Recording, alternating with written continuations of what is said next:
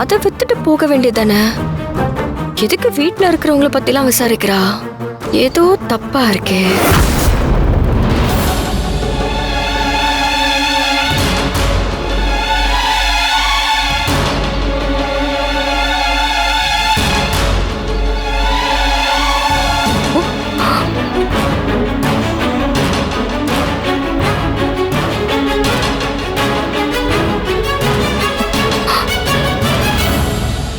இது எப்படி இங்க வந்துச்சு?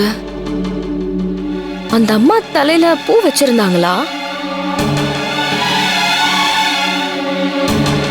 ஆனா அந்த அம்மா சாதாரணமா பேசின மாதிரி தெரியலையே.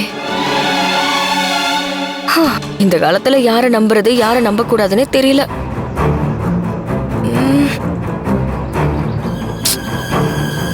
ஆளுங்க என் தலையில அடிச்சு கொல்ல பார்த்ததுல இருந்து யார பார்த்தாலும் சந்தேகமாவே இருக்கு.